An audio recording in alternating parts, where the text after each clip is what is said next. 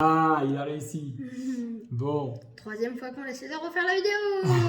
troisième fois qu'on essaye de bien commencer la question. Et j'ai réussi avec maman d'ouvrir l'écran. Ouais. Ouais. Alors, Chai, je te pose la question. On va voir si la troisième fois est la bonne. Est-ce que tu es heureux? Est-ce que tu vis en plein bonheur? Alors, les gens ne vont pas penser en détail, ils vont dire oui ou non. Mais moi, le génie que je suis, je me suis posé la question des longues années D'accord. dans les détails. Alors, Dans les quoi? dans les détails, je suis Ah, rentrée, d'accord. moi, Ok, avec ok. mes longues années. Quand tu vas me poser une question, alors, désolé, si tu es triste ou heureux, c'est pas des mêmes moments. Si on m'a crié dessus, on m'a frappé, on m'a fait quelque chose qui m'a pu me blesser, Ok. qui m'a rendu triste, je pleure dans ma chambre, tu vas venir, tu vas me dire, est-ce que tu es content dans ta vie? Il y a 99,9% que je te réponds non. D'accord. Alors que quand je suis heureux, je suis partie au Luna Park, je suis partie au skatepark, on m'a offert une barre à papa, et que tu me demandes est-ce que tu es heureuse dans ta vie, à tout moment je te dis oui, il y a quasiment 100%. Razak. Pareil, 99,9% que je te dis oui, j'adore ma vie. Ok. Donc, du coup, en fait, tu es en train de dire que finalement, le bonheur, il dépend Des moments. du fait que est-ce que tes besoins et tes désirs, ils sont satisfaits ou pas. D'accord? Est-ce que clairement, tu avais envie d'une barbe à papa, comme tu dis, tu l'as eu? Si à la place, on te gronde parce que c'est déjà la troisième et que tu ne peux pas en avoir et que tu ne comprends pas, tu vis une injustice, du coup, tu vas pas être heureux, tu vas aller dans ta chambre et tu vas dire, ok, moi, je suis pas heureux maintenant. Et j'ai repensé à quelque chose. Ouais. Il y a des choses qui peuvent se changer en quelques secondes. Mhm. Par exemple, j'ai mangé une glace. Ok. Ma mère m'a dit, il y a trop de sucre et j'ai envie d'un autre truc de sucre. Elle va me dire non.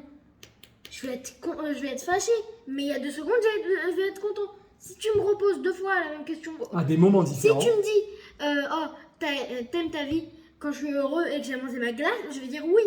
Quand tu vas me poser la question, quand elle m'a dit non, trop de sucre, et ben je vais dire non. Donc tu vois, c'est hyper intéressant ce que tu réponds parce que finalement, la majorité des gens vont chercher le bonheur au lieu de chercher quelque chose de plus fondamental. Le bonheur, finalement, il dépend d'une situation qui est comblée dans un désir ou dans un besoin. J'ai besoin d'une voiture, je l'achète, je suis heureux. J'arrive pas à acheter une voiture parce que j'ai pas assez d'argent tout de suite dans l'immédiat. Je peux vivre une frustration et dire que je suis pas heureux. Mais ça Et dépend. donc, du coup, ne pas avoir le bonheur. Mais il y a quelque chose qui est plus fondamental pour atteindre ce niveau de bonheur qu'on a en tête, c'est en fait un sentiment d'une vie qui est bien vécue. Par quoi? Par la recherche du sens. Finalement, les deux notions, elles ne sont pas du tout les mêmes. Elles coïncident même pas systématiquement. Le bonheur, c'est principalement une question de satisfaction de besoins et de désirs, ce qu'on a dit. Donc, c'est-à-dire que ah, je suis content, j'ai eu ma glace. Ah, je suis content, j'ai eu mon nouveau téléphone. Ah, je suis content, j'ai eu une nouvelle montre, etc., etc. En revanche, le sens de la vie qu'on va, elle va reposer sur le sentiment d'avoir une mission dans la vie. Et on se rend compte aujourd'hui que lorsqu'on est dans une quête de donner le sens à sa propre vie, finalement, particulièrement finalement en contribuant positivement, j'ai envie de dire, ouais, même positivement, contribuant positivement à la vie des autres, donc en aidant les autres, en allant vers l'autre, lorsqu'on va dans cette quête de sens, alors finalement, on peut se dire que notre vie prend une direction, prend une dimension, que ça soit au présent, au passé ou au futur. Tu Ok. comprends? Est-ce que tu comprends la différence? Oui, je comprends. Du coup, Mais- si tu as un sens dans ta vie, que tu te dis, waouh, mon objectif, c'est de faire en sorte, je sais pas, que je puisse créer une grande communauté où tout le monde peut se retrouver et être heureux. Donc ça me fait du bien à moi, ça fait du bien aux autres.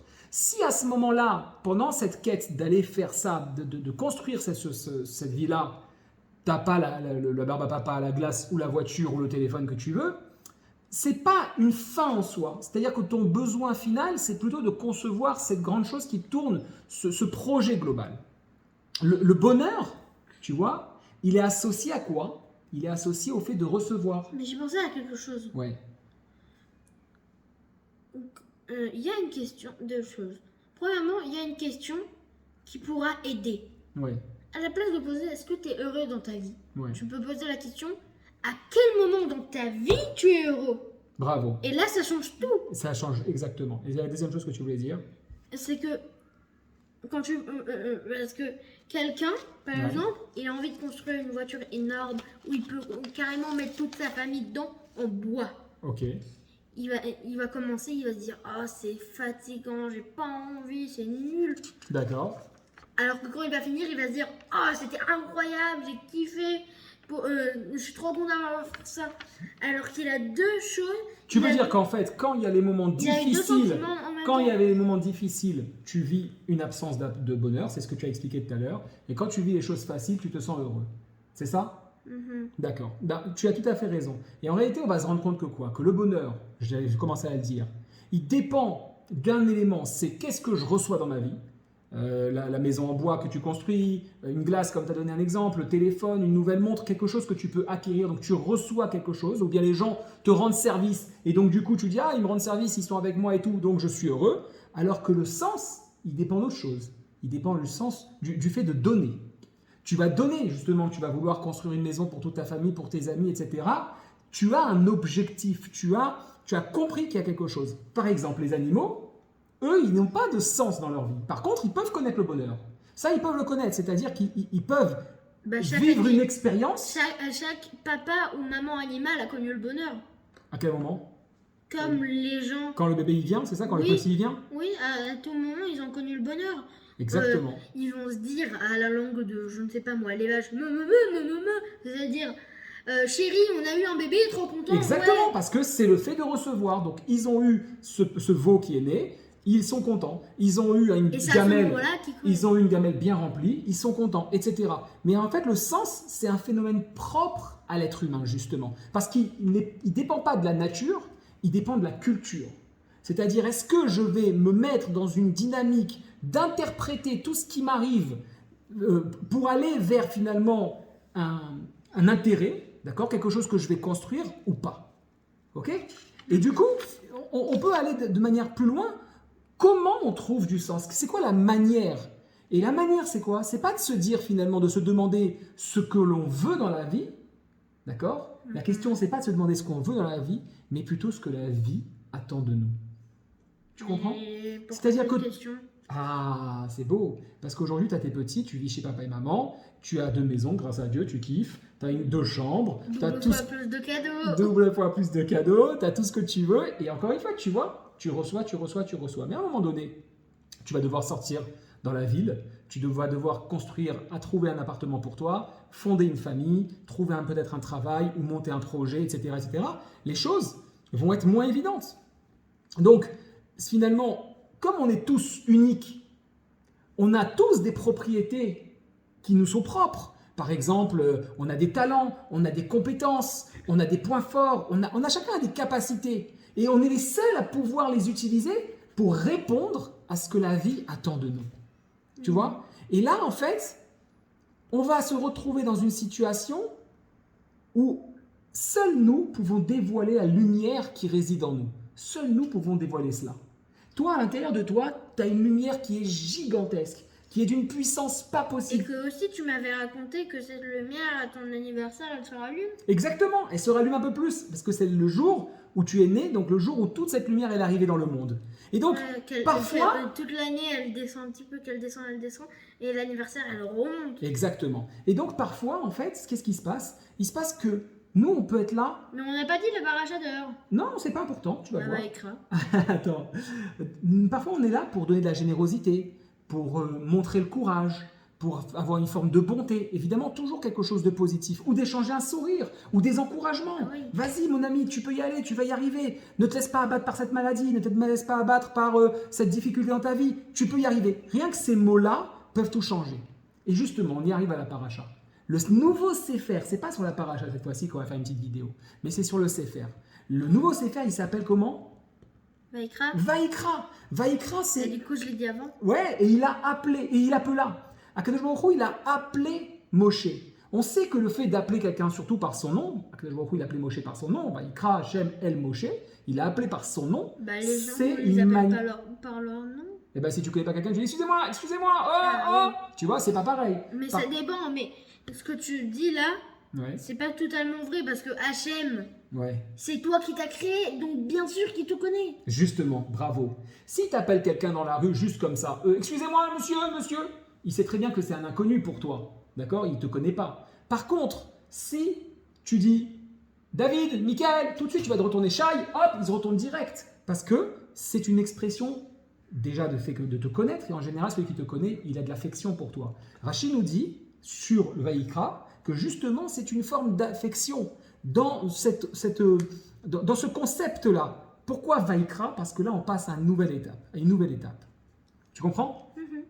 Ok. Et c'est donc du coup quelque chose qu'on a l'habitude souvent d'entendre. Le fait par exemple d'avoir une vocation, c'est-à-dire tu as une passion dans ta vie, tu sais que tu es fait pour ça. Et bien c'est ça le fait d'être appelé.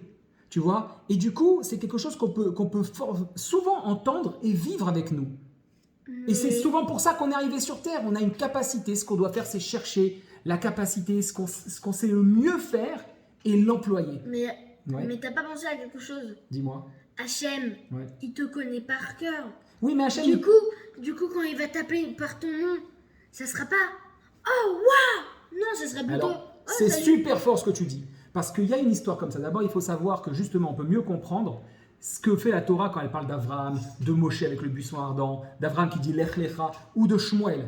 Shmuel, c'était un prophète. Il faut savoir que quand Akadosh Baruch Hu, il t'appelle, tu ne l'entends pas forcément. Et un des mérites d'Abraham, de Moshe et d'autres, c'est d'avoir répondu présent. On raconte comme ça que quand Shmuel il était avec Eliyahu Hanavi, il a entendu un moment Hachem l'appeler. Mais il n'a pas reconnu que c'était Hachem, parce que c'est pas aussi évident. Toi, tu dis oui, mais quand Hachem il t'appelle, il te connaît. Non, parce qu'Hachem, c'est pas ton père.